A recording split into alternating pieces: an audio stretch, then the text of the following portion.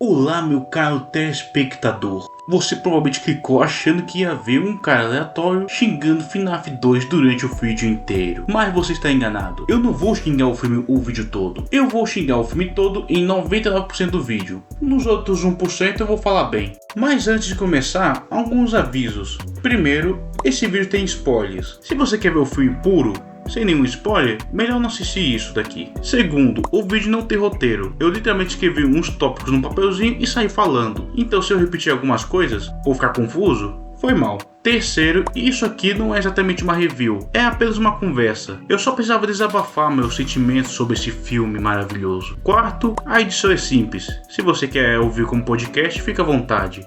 Quinto e mais importante, é só a minha opinião. Se você gostou do filme, que bom, de verdade mesmo. Seja feliz com o seu filme. Pronto, agora que os avisos foram dados, vamos pro vídeo.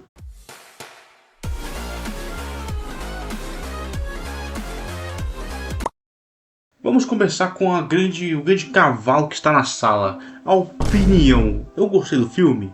Não. Pra falar a verdade, eu tava com zero hype de ver esse filme.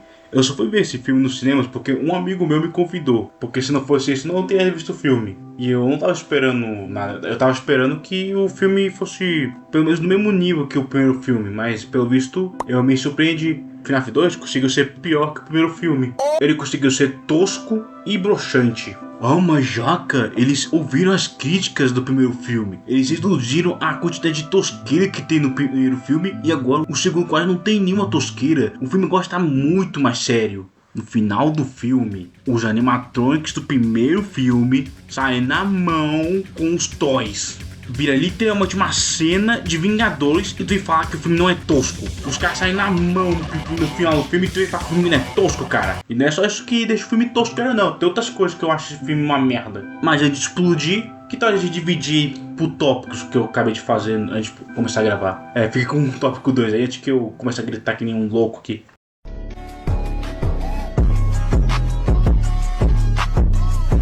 Tópico 2. Gênero e classificação. Duas coisas que todo filme possui, na real toda obra possui, é algo que define o que a obra é, não é mesmo? Então vamos pro Google, que vamos pesquisar aqui o gênero que FNAF se coloca. Vendo aqui nós podemos perceber que é terror e mistério. E eu te pergunto, cadê os dois? Porque o filme não é assustador. Eu vi o filme todo de boaça. Sabe aquele meme do Capitão Pata que fica olhando pra tela totalmente sério? Então, aquele cara ali era eu vendo o filme FNAF 2. O filme não tem terror, sabe por quê? Porque primeiramente o ritmo é muito rápido. O filme é tão rápido que tu nem percebe que tá acabando diante do filme, porcaria. E com esse ritmo rápido, o terror psicológico morre. Porque terror psicológico precisa de lentidão. Precisa construir a base, precisa construir o silêncio, a atmosfera, qualquer coisa para criar o terror psicológico. E o filme tem essa velocidade que simplesmente faz o terror psicológico não existir. Mas aí tu pode falar, não, Jaca, é que o FNAF 2 ele é inspirado no jogo. Ou seja, ele tenta copiar aquela sensação de estar com medo de levar um jumpscare e não ficar com medo dos bichos. Pode até fazer sentido, parceiro. No jogo isso faz sentido. Funciona até. Mas no filme isso não funciona. Sabe por quê? Porque os jumpscares desse filme são muito baratos. Melhor desligar essa chamada no computador. Vem aqui e me beije na minha boca quente.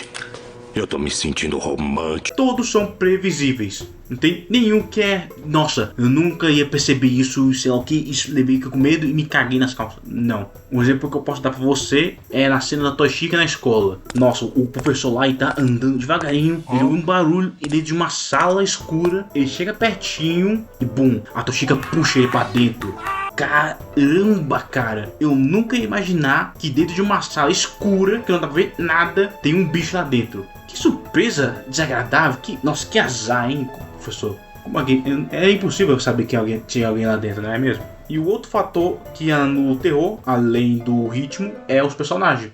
Porque uma coisa que dá medo em um filme não é só a situação, e sim a pessoa que está na situação. Quando você gosta do personagem, você não quer ver ele morrendo. Você quer uma conexão com o personagem, você gosta dos gostos, o carisma dele e assim vai. Aí quando você vê ele em um local que é perigoso, que tem a possibilidade de falecer, de jogar no Vasco, você fica com medo, porque tu não quer ver a morte dele. E no final não funciona, porque os personagens são um tremendo de um dane-se. O Michael é um dane-se. A Abby é um Dante e a Vanessa é um Dante também. E os vilões também são Dante, mas eu vou falar mais dos personagens depois. Vamos focar primeiramente no terror, que é justamente isso aí. O ritmo não ajuda e o elenco também não ajuda. Ou seja, tensão não existe. E agora, a segunda parte que eu tenho que falar. Classificação indicativa. Vem aqui e me beije na minha boca quente. Eu tô me sentindo romântico. Que no caso do filme é 16 anos. E daí qual é o problema do filme? Bem, o problema não é bem do filme sim algumas pessoas falando que nossa, o filme ele é muito violento, ele tem gore, porque o filme é 16 anos, ele deveria ser mais 18, não faz nenhum sentido, não sei como ele conseguiu passar. E daí essas pessoas usavam o argumento das mortes violentas, porque é gore. Amigo, vou te dizer uma coisa, gore é quando mostra a morte e o filme não mostra as mortes. Ué, como assim, já? Eu não tô entendendo o que tu tá falando, me explica aí pra mim, por favor. Muito simples, vou explicar a você. Quando o personagem está prestes a morrer, o filme ele meio que censura a morte da pessoa. Um exemplo que eu posso dar no começo do filme, que tem 3 adolescentes que não invadiram, eles foram convidados para dar uma passeio na pizzaria. E os 3 morrem. O primeiro personagem, que ele tá nadando assim em um riozinho assim, só que ele começa a perceber que tem um monte de mini puppets em volta desse corredor, desse lagozinho que tem na pizzaria. E daí olha pro lado, ela some, olha pra água, as mini puppets, as mini pizzas, as mini puppets aparecem no rio e adivinha só, elas vão devorar ele, vão matar ele. E elas mostram matando ele? Não. As puppets lá pegam ele, puxam ele pra baixo d'água, espancam ele lá embaixo e a única coisa que mostra na tela é o rio ficando vermelho. Isso daí não é gore. Seria gore se elas tivessem devorado ele enquanto ele tava em cima. Tipo, vendo ela arrancando a pele assim, coisa e tal. Isso que é gore. E também vai pro outro personagem, o outro adolescente, que adivinha só, a Mel tá no teto, puxa ele pra cima e a câmera não segue ele. A câmera fica lá embaixo e ele morre lá em cima. Não mostra ele morrendo. E se for pra seguir essa lógica, fala que isso é gore, então o Rei Leão também tem gore. Porque adivinha só, no final do filme, o Scar ele é devorado vivo e é queimado. E o filme mostra isso? Não. Mostra a sombra dele. O Gaston, no Bela e a Fera, quando ele cai do penhasco, mostra ele sendo espatifado no chão, mostra ele explodindo na cara. Não. Mostra ele caindo. E assim vai. Ou seja, não é gore, velho. Gore é quando mostra, quando é explícito a morte. E o filme não é assim. E isso é um problema? Não, tanto que é por isso que ele tá no começo do vídeo. Eu escolhi os tópicos para falar os tópicos que eu menos fiquei com raiva e com os mais fiquei com raiva. E o tópico da classificação tá aqui embaixo porque realmente não importa se tiver gore ou não. Eu não tô nem aí pra violência do filme. Ninguém fica falando que o filme é uma bosta porque o filme não é violento. Homem honesto. Você vai te catar mesmo, quer algo violento, vai jogar mirrante, algo do tipo. O que eu quero é uma história boa, uma história legal. E o final não é isso, tá? Por quê? Tu já vai ver daqui a pouquinho. Vamos lá, vamos pro segundo tópico. Ou é terceiro tópico. Michael, don't leave me here. Vem aqui e me beije na minha boca quente. Eu tô me sentindo. As músicas do filme são legais. Não são, nossa, memoráveis, que coisa boa. Meus ouvidos estão chorando de alegria. Mas não são horríveis pra você querer se jogar da ponte assim. Oh my God! Elas funcionam porque foram feitas para serem feitas. As únicas músicas que eu lembro que são incríveis assim é a música do começo do filme. É aquela que começa a tocar aquela animação pixel art do jogo, assim, coisa e tal. Aí começa a tocar a música na na na na na na. Essa música aí é muito foda. Ela é a mesma do primeiro filme? Sim, mas ela é boa. E a segunda música que eu quero ressaltar aqui é a música dos créditos, que é aquela It's Been So Long, que é muito incrível, é muito irado. Mas não foi o filme que fez, foi a The Living Stone Tomb ali. E também eles não fizeram pro filme, eles fizeram lá passado pro segundo jogo, pelo que eu sei. Não sei se foi o primeiro ou o segundo, mas eles fizeram pro jogo. Ou seja, o que eu tenho pra dizer é parabéns pela Tumba Viva. Vocês mandaram muito bem porque são as músicas. E FNAF, parabéns por ter bom gosto de música. Já em relação aos cenários, eu achei eles bem bonitos, bem aconchegantes. Apesar que não é bem o sentimento que eu devia sentir vendo um filme de terror, mas eu senti esse lance aí. O que eu tô querendo dizer é que é bonito os cenários. São fiéis ao jogo? Não, até porque eu não lembro de ter um riozinho com barquinhos na pizzaria do FNAF 2. Mas beleza, continua sendo cenários bonitos, mesmo não sendo fiéis. E se tu falar, não, no livro tem esse negócio... Fecha a boca e vai tomar no seu... Os efeitos especiais são legais, funcionam de boa, sim. Eu sou muito especialista nesse lance aí, mas eu curti. Agora falando mais sobre os animatronics, eles estão bem feitos, estão super fiéis ao jogo, estão idênticos em relação ao design, não tem nada de diferente assim. E isso daí é um problema? Olha, pra mim é porque eu não gosto do design dos toys. Eles são os antagonistas menos sinistros que poderia ser. Comparado aos Withers, que esses aí são... Nossa, tem um design um melhor do que o outro, assim. E a Toshika é uma merda. Pronto, agora que eu falei das coisas que eu gostei do filme, chegou a hora de falar da coisa que eu menos gostei do filme todo.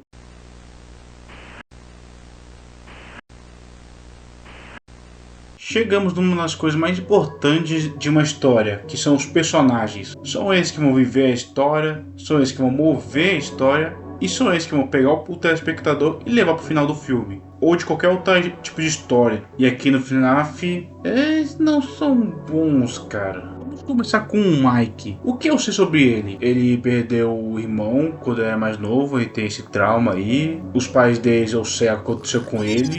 Ele quer cuidar da irmãzinha e gosta de longas caminhadas na praia. Essa última parte eu inventei. Mano, ele não é um personagem carismático, velho. Eu não sei as ambições dele. Os conflitos não são bem explorados. Por exemplo, os do trauma. Esse lance de perder o irmãozinho quando era mais novo foi só explorado no primeiro filme. Aqui é ignorado completamente. Tirando isso, ele é um personagem que existe. E a irmãzinha dele, a Abby, é praticamente a mesma coisa. Falta coisa nela também. Eu não acho ela muito carismática, assim. No primeiro filme ela era fofinha, mas nesse aqui ela tá mais velha, assim. Perdeu a única coisa que fazia eu gostar dela. Daí agora nesse filme ela tem uns conflitos, tipo essa de saudade dos bonecos do primeiro filme. Aqueles que ele tava matar ela no primeiro filme, mas beleza, né? Como eu falei anteriormente, os personagens são dane-se, mano. Pelo menos nesse filme, o Mike não fica dormindo o filme todo. E pra mim isso é um grande problema, porque eles são literalmente os protagonistas da obra. Eles são simples, não tem... É isso, eles só existem, não sei lá, mano. Eles parecem ser vazios por dentro, algo do tipo assim, é esquisito eles. E não são só eles, os personagens secundários também são assim. Por exemplo, nós temos um amigo do Mike, que ele aparece no começo lá pra ajudar ele lá a pintar a parede. Ele parece ser um cara legal, ele age como um tiozão pra a Abby lá. E pergunta como é que o Mike tá, essas coisas aí. Só que depois ele simplesmente some no filme todo. Ele só aparece no final pra adivinhar só, dar carona pra Vanessa lá. Quando a Vanessa quebrou o carro, aí apareceu lá, coincidentemente apareceu. E falou, olha só Vanessa, você tá aqui perdida? Você quer uma ajuda? Aí ele vai lá dar uma carona pra Vanessa pra chegar no final do filme. Porque se ela fosse andando ia demorar muito também, né? E a Blumhouse tem que lançar o filme cedo, porque se demorar muito vai perder muito dinheiro, não é mesmo? Também temos um amigo da Vanessa, que eu acho que não tem nome. Ele aparece somente em uma cena lá na academia e pergunta, ele fala: caramba, Vanessa, faz muito tempo que tu não vem pra cá, legal, coisa e tal. Só que a Vanessa tem umas alucinações lá. Ela aponta um revólver na cara do bicho e fala: calma, Vanessa, eu só quero te ajudar, algo do tipo. Depois disso a Vanessa vai embora e o cara fica lá. E aí essa é a aparição do cara, amigo da Vanessa. E tu pode até falar, Jaca, mas é personagem secundário. Cara, não importa o papel dele. Se ele tem o papel, ele tem que fazer bem feito, pô. Por que esse amigo da Vanessa existe? Qual a função dele? É pra demonstrar que a Vanessa tem amigos além do Mike, é? Qual a função? Eu não sei. O filme não me explicou direito. Também tem o professor, que ele tá lá só pra morrer pra Toshika. E ele é uma babaca. Ele é feito pra ser odiado, ele não é nem um pouco gostável. Ele chega lá pra pessoal, esse FNAF aí, Fighter Fred é uma lenda de otário, não sei o que. Aí chega na feira de ciências, ele pega o brinquedo da Abby, taca no chão e fala: ops, desculpa aí, Abby, eu não sabia que tu demorou pra fazer essa droga aqui. Vou te dar 10 pontos, agora sai da minha frente, por favor. E aí depois disso ele vai lá e morre que nem um bosta. Esse é o professor aí também. Tu tá entendendo aonde eu quero chegar? Todos os personagens são meio que dane-se. Todos os personagens só existem no filme. Eles não parecem ter alguma função. Eles só estão lá porque sim, é isso aí. A Vanessa tem amigo na academia? Porque sim, sei lá o que, isso aí. O outro tem amigo ali. Tem o professor ali também. É isso aí. Eles são pessoas, só isso aí. É isso. Não são personagens, são só pessoas do filme. Mas algo que me surpreendeu nesse filme foi a personagem da Vanessa. No primeiro filme, a Vanessa, ela é o pior personagem do filme. A Vanessa do FNAF 1 é o pior personagem do filme. E surpreendentemente, a Vanessa é a melhor do segundo filme, porque ela tem desenvolvimento. Ela aparece lá, ela dorme, ela sonha com o William. dá pra perceber que ela se sente culpada pelo William. Culpada pelo William não, culpada pelas vítimas do William. Ela meio que sente que ela é cúmplice do William e ela se arrepende disso. Muito provavelmente ela sabia das coisas, das merdas do pai. Ela sabia das coisas que o pai fazia, só que ela não falava nada porque era uma criança. E dá pra perceber que ela tenta evoluir no filme, assim. Ela fica com raiva quando o Mike meio que dá a entender que ele queria consertar ela. Aí ela fala, como assim me consertar? Eu tô quebrado pra casa? E assim. Ela tem aquilo de sonhar também no filme, que diferente do Mike ficar dormindo e repetindo um sonho no filme todo. Aqui é somente uma cena. Ou seja, a Vanessa ela é um grande surpresa no filme. Parabéns pra Vanessa aí, parabéns pra você. Só que mesmo ela tentando melhorar, ainda assim não é o suficiente, porque o ritmo do filme é rápido, é acelerado e isso acaba estragando a personagem. Porque ela não tem tempo de evoluir. A evolução que ela tem é pouquinho pra consertar as merdas do primeiro filme, e parece que também, pô. A impressão que o filme deu pra mim é que a Vanessa tentou ser alguém, tentou ser um personagem irado, só que quando ela tava escalando pra alcançar o topo, o filme pegou ela, puxou pra baixo e falou: Vanessa, você vai ser medíocre como todo personagem desse filme. Não pode ser melhor que todo mundo, não, Vanessa. Tu tem que ser medíocre como todo mundo. E essa foi a impressão que deu no filme. E é uma pena, pô. Ela parece uma personagem interessante, só que ela não consegue ser 100% porque o filme não deixou. Ela tentou voar, mas não conseguiu, porque ela tá algemada por uma bola muito pesada chamada roteiro do Scott Calton e da Blumhouse. Mas se você acha que são os piores personagens do filme, tá enganado, porque os piores personagens do filme são com certeza os antagonistas do filme.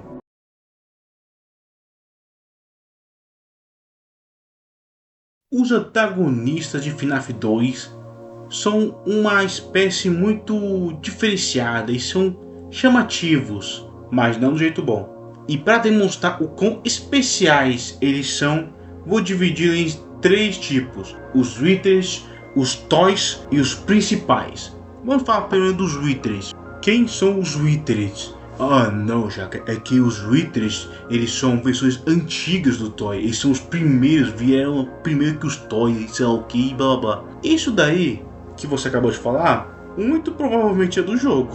Porque no filme, a impressão que... Porque no filme, o que foi mostrado foi... O Michael entrou pela janela, viu esses bichos aí quebrados. Depois ele foi pra sala mexendo no computadorzinho dele ali, que não é dele, é da pizzaria. Aí eles aparecem, atacam o Mike.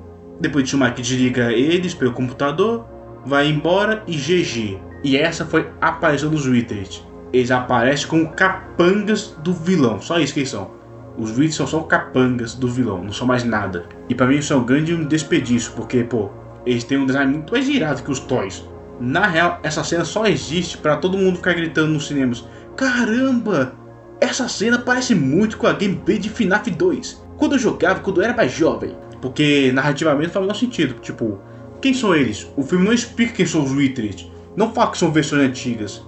Se eu não conhecesse a história de FNAF, eu ia pensar: caramba, esses daí são os bichinhos lá do primeiro filme? Porque se parece um pouquinho. O que aconteceu? Por que estão assim? Será que eles foram espancados? O teto da antiga pizzaria caiu em cima deles? Não. Não são os elementos do primeiro filme. Os elementos do primeiro filme estão escondidos. Então quem são esses otários aí? Não sei. E o melhor ainda é que os bichos têm o poder de andarem rápido pra caramba. Eles chegam na sala em um piscar de olhos pra atacar o Mike. Mas pra bater no Mike, eles levam 1 bilhão de anos. E o melhor ainda é o Fox. Ele aparece na frente do Mike coloca a máscara e o Fox é imune porque sim. Não é porque ele tá com o negócio quebrado. Deixa eu fazer uma perguntinha pra você. Se o Fox não consegue reconhecer um humano e nem um robô, nem o Fred, que é a máscara do Fred, por que ele ataca só o Mike? Por que ele não ataca todo mundo, já que não consegue reconhecer ninguém? Tá certo que no jogo, e também não explico porque o Fox é imune, mas tem uma grande diferença entre o jogo e o filme. A diferença é que o FNAF, o jogo, é um jogo. E pra mim, o que importa é gameplay. A história fica de segundo plano aí, beleza, vai ficar lá no cantinho dela. Mas quando é um filme, você tem que explicar porque tal personagem tem habilidade. Imagina só ver One Piece. O Luffy ele estica os braços. Por quê? Porque sim, é isso. E por que aquele outro cara é imune aos ataques dele? Porque sim, eu não vou explicar nada. Ah, sei lá, cara, faz uma teoria aí, isso aí. Viu só como ia ser divertido ver a obra? E final só fiz isso aí. Os personagens aparecem, atacam o protagonista, são só obstáculos, foram vencidos e sumiu. É esse o papel dos Wither. E os Toys são praticamente meio que a mesma coisa. Pelo que dá a entender, eles não têm alma. Os Withers e os Toys não parece que tem alma. Pelo que eu entendi, é a Puppet que controla eles. A Puppet e o segundo vilão principal aí. Porque não dá essa impressão que eles estão possuídos. A Toy Chica, quando ela fala, é a Puppet fingindo ser a alma da Chica do primeiro filme. Pra enganar a Abby, porque a Puppet precisa da Abby pra alguma coisa aí. E é isso aí, eles são só meio que... Eles são ferramentas, assim, esses que são os Toys também. Apesar que tem um porém aí. Por que a Toy Chica é a que mais aparece? Pra mim não faz muito sentido, até porque o principal do trio é o Fred. Será que eles sabiam que a Toy Chica é famosinha por um certo tipo de pessoa e por isso que ela é tão especial assim? Ah, e uma pergunta que eu queria fazer pra mim mesmo, pra eu responder pra mim mesmo, porque eu só tenho aqui. Eles causam medo? Não. Os animatronics não dão um pingo de medo, sabe por quê? Porque a atmosfera não ajuda e porque por algum motivo alguém teve a brilhante ideia de deixar os olhos dele brilhando. A mesma coisa do primeiro filme, tem um olho vermelho, o olho de fumante. Sério, alguém do estúdio acha isso aqui assustador? Isso é feio, vai ser ridículo. Não, Jaco, mas é pra demonstrar que são malvados, mano. Eles são malignos. Tem uma cena do Toy Bonnie segurando uma faca, esperando pra esfaquear alguém. Essa cena já demonstra que ele é um perigo. Não precisa pôr olhinho vermelho. E também tem outras maneiras de usar o design pra demonstrar que ele é perigoso. E o olho vermelho não se encaixa nisso. Mas é isso que eu tinha falado desses personagens aí. Agora vamos falar dos principais. Os antagonistas principais da obra FNAF 2.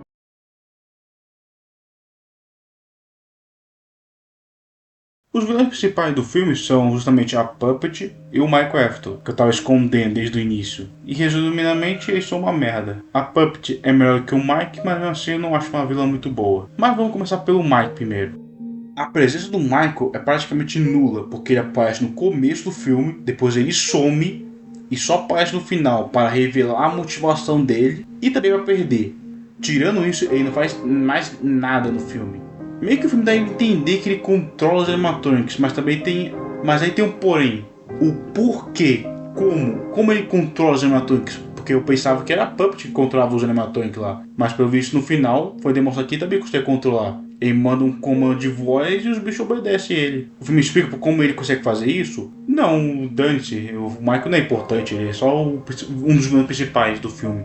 Aí você pode até pensar por que eu acho que ele é um principal. Porque se não fosse por ele, a Puppet não teria sido libertada. E pelo visto esse foi o objetivo dele no começo do filme. Ele chamou 3 adolescentes que fizeram o trabalho todo praticamente. O Michael só chamou a atenção, só chamou eles para dar um passeio. E foi só isso que ele fez, porque quem levou a menina até a Puppet foi ela mesma. Ela desceu a escada sozinha e foi até lá. Não foi o Mike que ficou manipulando ela para ela descer lá. Ou seja, o cara ele é um vilão, só que ele é passivo pra caramba. Ele conseguiu o plano dele porque os outros ajudaram ele. Os outros cabaços ajudaram ele. E como eu falei antes, depois dessa cena do começo do filme, ele não faz mais nada. Ele não aparece em nenhum momento, ele não fala nada, nem aparece em nenhuma cena. E todas as ações que ele fez no filme foi por causa de um motivo. Ele tem o plano de matar o máximo de pessoas que ele conseguir na cidade. Fazer um massacre. Mas aí você se pergunta, por que ele quer fazer isso? Porque papai mandou. Exatamente. Ele quer seguir os mesmos passos do pai, do William Afton. E por quê? Porque sim. Papai fez essas coisinhas e eu quis fazer igual. Olha que motivação incrível desse personagem. E tu pode até falar, não, mas é legal, não sei o que. Não é não, cara. Sabe o que seria legal? Seria legal se mostrasse uma cena, somente uma cena do Mike sendo manipulado pelo William. Tipo, o William colocando um monte de ideias e ideais na cabeça dele. Que nem o Arlong que fez com o John lá no One Piece. Mas não tem essa cena. O Michael só faz o que ele tá fazendo porque papai mandou. É só isso. Essa é a motivação do cara. Ele não aparece no filme. Faz praticamente quase nada no filme. E depois perde. Esse é o personagem do Michael Afton. E a Puppet não fica muito atrás. Porque por mais que ela seja mais presente que o Michael, ela também não é muito boa. Porque a base dela não é boa. Vamos começar primeiramente pela cena do começo do filme. Que é a primeira cena do começo do filme. Que mostra como a Puppet, como a Charlotte morreu. Essa cena tá lá no filme para mostrar porque a Charlotte é daquele jeito no filme. Porque ela é porque ela é uma alma vingativa. E o jeito que foi construída essa cena, meu amigo, isso aqui foi muito forçação de barra. Vamos começar pelo começo. A cena começa com a Charlotte esperando a Puppet sair da caixa e ver ela dançar, fazer algo do tipo. Mas daí a Puppet não levanta porque ela tá demorando por algum motivo. E com isso a Vanessa criança chega lá, conversa com ela, falando que a Puppet não é um anjo dela, algo do tipo assim, não lembro muito bem o que a Vanessa falou pra Charlotte. Mas aí depois ela se levanta e vai embora. Daí já começa algumas coisas meio esquisitas. A Charlotte olha pro lado e vê um William Afton fantasiado de coelho levando uma criança pros fundos. E daí ela já fica desesperada. E a pergunta que fica é: como é que a Charlotte sabia que o William não é gente boa? Porque não parece ser tão suspeito assim. Vai que a criança era filho do William ou algo do tipo. Como é que a Charlotte sabia que ele não é gente boa? Não sei, o filme não explica. Talvez ela viu o William fazendo algo, houve uma conversa, mas não. Porque sim, simplesmente essa é a resposta para todo o filme. Porque sim. E vamos continuar indo por esse motivo. A Charlotte ela se levanta e começa a pedir ajuda para quase todos os pais que estão no salão. Ou todos que estão. Só que aí ninguém quis ajudar, todo mundo ignorou ela. E daí ela vai lá sozinha. Ela vai sozinha salvar a criança. Chega na cozinha, pega a criança que está desmaiada. Não sei porque ela está morta. Não sei o que caramba o William ia fazer com ela. Mas ela estava só dormindo no chão. Ela consegue pegar a criança, leva no colo assim. Só que aí quando ela chega no palco, ela morre porque o William esfaqueou ela umas 3 vezes lá nas costas. E daí ela grita e cai e morre. Aí ela cai no buraco onde está a Puppet. E bum, a Puppet levanta com ela no colo. Poético. Aí começa o filme. Por que eu acho essa motivação horrível? Porque é muita forçação de barra, velho. Tá me dizendo que nenhum pai do salão quis ajudar uma criança que tá desesperada. Tu pode até argumentar: ah não, é porque os pais estavam ocupados, algo tipo. Parceiro, o jeito que a Charlotte pede ajuda é muito desesperador. Ela tava muito com medo. E eu não engulo isso, que um pai que tem uma criança ignora uma outra criança em perigo. Uma outra criança que tá desesperada, cara. Se fosse minha mãe, ela não ia ignorar. Se fosse meu tio, também não ia. Se fosse eu, também não ia. Ninguém que eu conheço iria ignorar a Charlotte. Mas não, todo mundo teve que ignorar a Charlotte porque, pô, ela precisa de uma motivação para ser a vilã do filme. A impressão que eu tive foi quando a Charlotte pedia, ela chega no tio: vai tio, ajuda aqui, tem um monstro ali, pegou uma criança, não sei o que. Ah, Charlotte, foi mal, mas infelizmente aqui no roteiro tá escrito bem aqui embaixo que eu tenho que ser o tremendo de um cuzão para que você tenha uma motivação irada para ser a vilã do filme. Sinto muito mesmo. Não é nem um pouco realista. E eu entendo que tem até... Não, mas tem adulto que é cuzão mesmo. Beleza, mas todo mundo do salão era um babaca? Pô, foi muita coincidência isso daí. Que coincidência... Nossa, que azar, hein, Charlotte? Você teve o azar de ir pra um dia em que todos os pais eram extremamente babaca. Que azar, Charlotte. E o melhor ainda é que a Charlotte, a Puppet, ela odeia somente os pais e não o William. Ela odeia os pais, somente os pais. Sei que não faz sentido.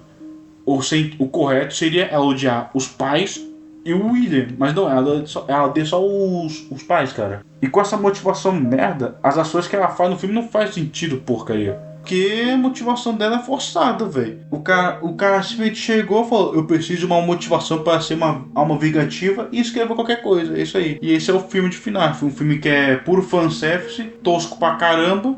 Ela se baseia completamente no jogo, porque se tirar o fanservice, o filme não tem nada. A narrativa é uma merda, os personagens são rasos ou porcaria, os vilões são dane-se, o terror barato e tosco. E é isso, um filme bruh, essa que é a motivação. O filme é bruh, é isso que tem que dizer, o filme é bruh. É tão bruh que eu até tava pensando em desistir de fazer esse vídeo, velho. Tanto que você provavelmente percebeu que quase não tem edição aqui no final, porque eu realmente não tenho vontade de continuar a terminar esse vídeo com todo o meu esforço. Porque se o filme foi feito de qualquer jeito, por que eu ficava me esforçando pra fazer algo incrível? Vou fazer de qualquer jeito mesmo, pô. o Scott escreveu essa droga aí de qualquer jeito, eu vou fazer também, pô. E esse foi o vídeo. Espero que tu tenha gostado. Tenha um ótimo dia, uma ótima semana e é isso aí. Vai acabar o vídeo vai acabar com esse tom amargo aí. Foi a mesma coisa que eu senti vendo esse filme aí.